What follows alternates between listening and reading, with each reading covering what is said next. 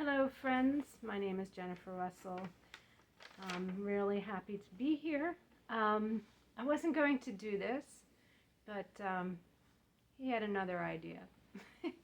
He said I should, and here I am.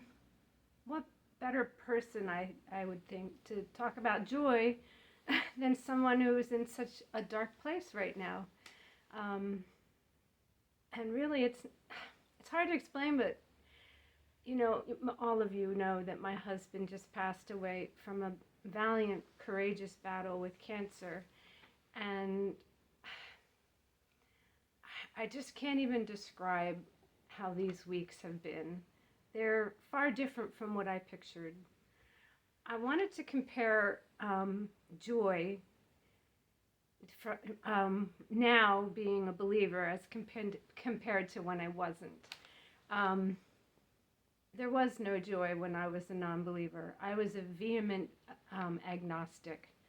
And my grandmother prayed for me every day to be a believer. And it happened.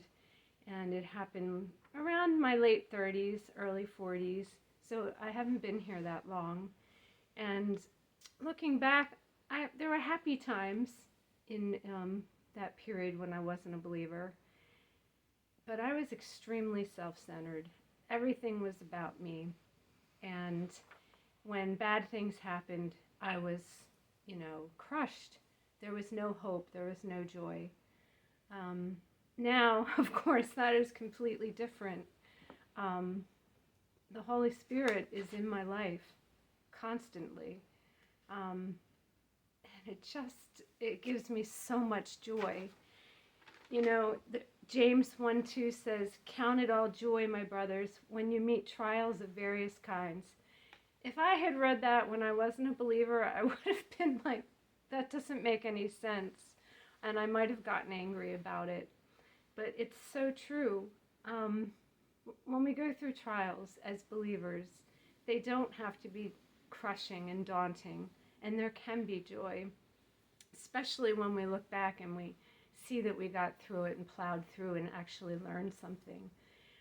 Recently, my father, before my husband passed away, he said to my sister, "Jenny's going to be a mess. We're going to have to be there for her every day. We're going to have to, make sure that we're there for her." And he's been waiting for me to be crushed and incapacitated, and it's not happening, thank God.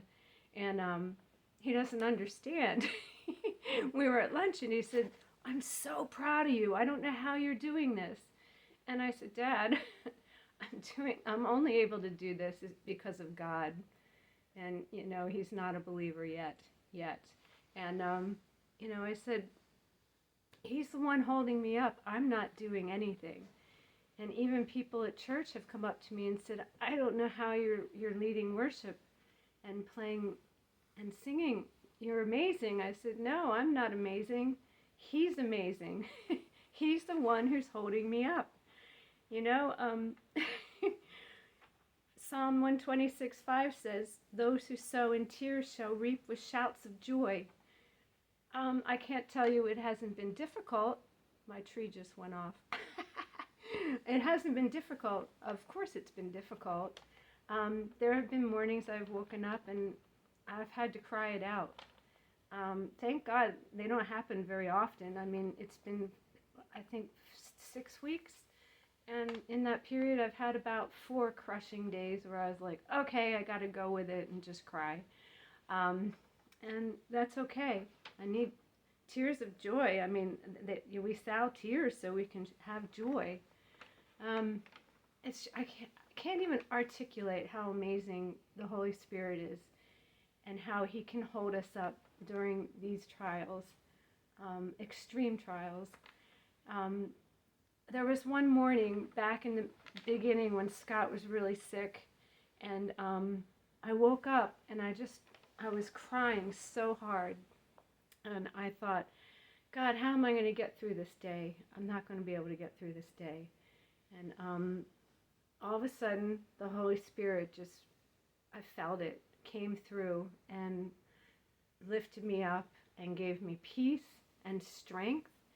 And I honestly started to dance around with joy. I mean, I looked like a lunatic. I was dancing around in my bedroom.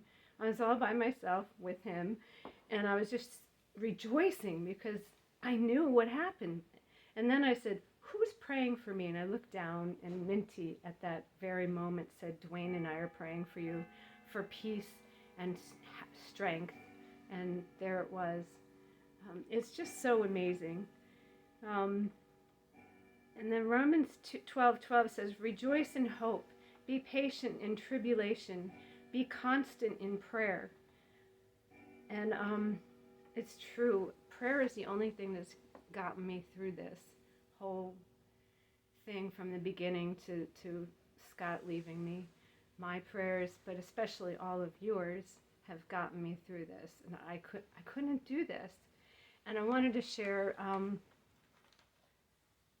the couple of weeks before my best friend and true love left this earth. I'm so grateful he was here at home in hospice care.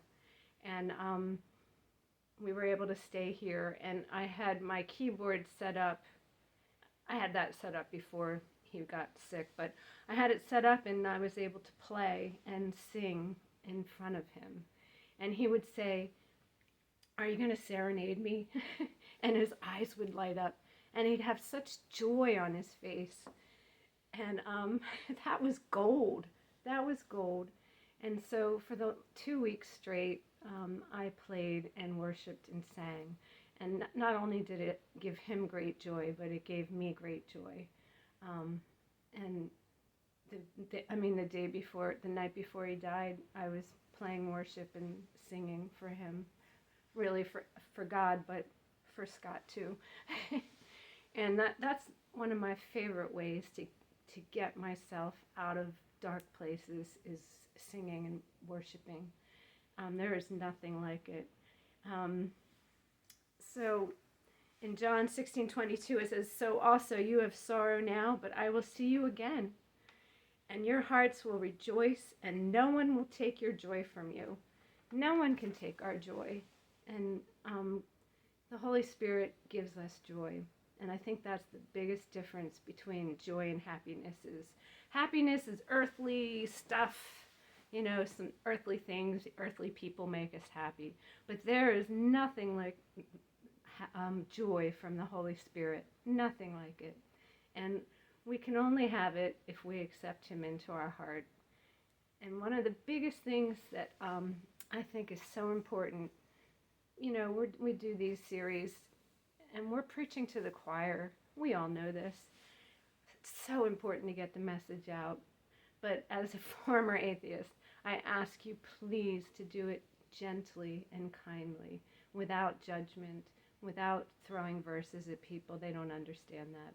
But that is our job, to bring the message and to help others get filled with the Holy Spirit and get this joy that is carrying me through this. I can't ask for anything more. I am so grateful to be a believer and so grateful to have the Holy Spirit in my life. And I urge you to keep your armor strong. I think the reason why I'm doing this well is because, and I'm not patting myself on the back, but I've been working hard at this. I think it's so important to have a life group and a tripod, and I'm in a CBS community Bible study every season. We're doing Revelation right now. And I'm trying to be in the Word and to worship daily and to have quiet times with Him. And I think it's so important that we do that. All right, that's all I have. I thank you so much for being with me for these 9 minutes.